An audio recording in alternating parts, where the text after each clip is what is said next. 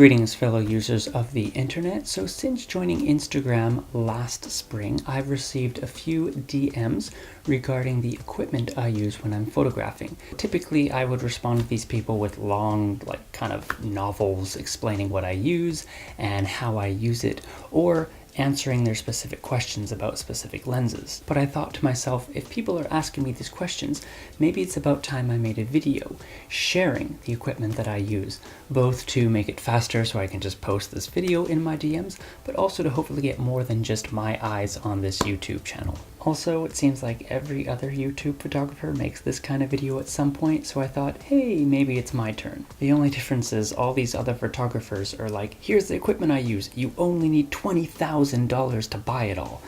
I'm a bit more of a budget photographer, so if you're looking for kind of cheaper, more affordable options, this is the video for you.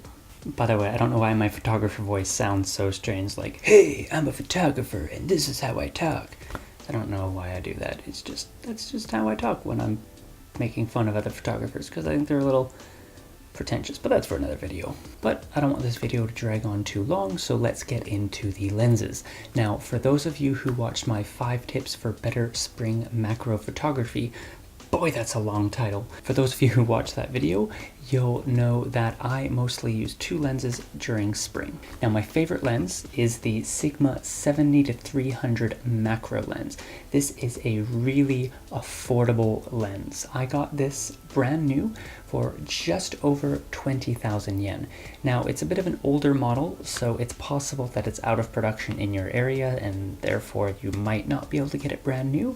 So if you can't find it in your local camera store, maybe go to a used camera shop or try to find one online, because it is a bokeh beast. The only con about this lens that I've found so far is that it's really, really difficult in low light. So I strongly recommend using this in a well-lit situation, or if you're doing it in low light, you can use a tripod and a remote trigger. Now, the other lens that I use, that I find I'm actually using less and less, is the Nikkor 40mm prime micro lens. I used to really like this lens because it allows you to get really close up and really fill the frame with your subject. Another thing I like about it is it's like super light, like to the point where sometimes I'll have it in a bag, put the bag away without even noticing that this lens is still in there. So it's super lightweight, it's really well made, and it's incredibly sharp. The only reason I've stopped using this is because I've kind of turned my attention more to more long distance bokeh macro photography, so I just don't find myself using this lens as much anymore. I'm still gonna hold on to it because I really like it, but yeah, if you're into Nikkor, that's a good one. All right, spring lenses finished. Moving on to the next lens. Now, some of you may know that I live just outside of Tokyo. It takes me just about 30 minutes to get there from my house. So I do a lot of city photography, primarily long exposure photography. When you live in a city with as many tall buildings as Tokyo, you're going to need a really wide angle lens. And so that's why I use the Sigma 10-20mm wide angle lens. Boy, that was really difficult to say for some reason, to capture the buildings in their entirety. So I've only really used this in the city because the buildings are so tall. I do find myself using this less and less often, just because I am kind of moving away from the city photography as it is spring. But I think when summer pops up, I'll be using this a lot more. My 4th lens is a bit of a gimmick lens in that I don't really need it. I only bought it because I found it used for dirt cheap, like about 12,000 yen online, and that is the Nikkor 50mm full manual lens. I only really use this lens when I'm doing long exposure photography and I have lots and lots of time to focus things. Also, I think this is pretty cool, but I haven't taken any photos like this yet, so I'm gonna hopefully work on it soon. We'll see. And my 5th and final lens, which you can't see because I'm currently filming with it, is the Tamron 17-50 lens. This lens, when I first got it, I wasn't entirely pleased with it. I only got it because it was once again dirt cheap at about 20,000 yen. When I got it, I wasn't entirely sure about how I would use it. I thought maybe it would make a nice travel lens, seeing as it has quite a nice focal length. But as time moved on, I've ended up using it the most out of all of my lenses. So if you watched my Yamanashi videos, you'll know that I took a lot of long exposure photos of Mount Fuji at sunset, late at night, and sunrise, and all of those photos were taken with this lens that I'm recording with right now.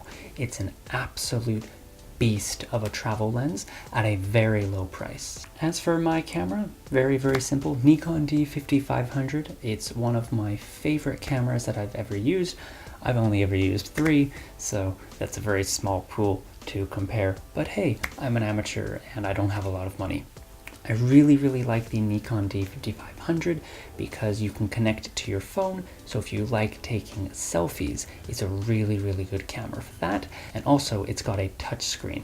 Now, when I was first looking at the Nikon D5500, I was kind of put off by the touchscreen because I don't typically like touchscreens, but I'm telling you that once you use a camera with a touchscreen, you can never go back to a camera that doesn't have one. I've been looking at some Nikon D750s, but I just cannot bring myself to buy them no matter how cheap they are because they do not have this touchscreen.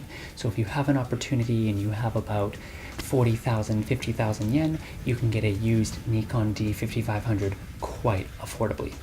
I think there's a delivery at my door. Nope, apparently it's someone else. Okay, the Nikon D5500 is also ridiculously lightweight. I upgraded from a Nikon D5000 and I could not believe the difference in weight. So if you're looking for a really strong, lightweight, affordable camera, I strongly recommend the Nikon D5500. And that's it. Those are the, how many? I'm bad at math. 5 lenses that I use and how I use them. Now, if you've liked this content, you can feel free to subscribe to my channel and watch all of my videos. Please do that. I need someone to watch my videos. I'm so lonely. Also, you can follow me on Instagram. My Instagram will be in the end card. You can't click on it because YouTube really restricts who can do these things, and I'm apparently not talented or famous enough to do that yet, so let's get me there. Yay! Anyway, thanks for watching, and I'll see you next time.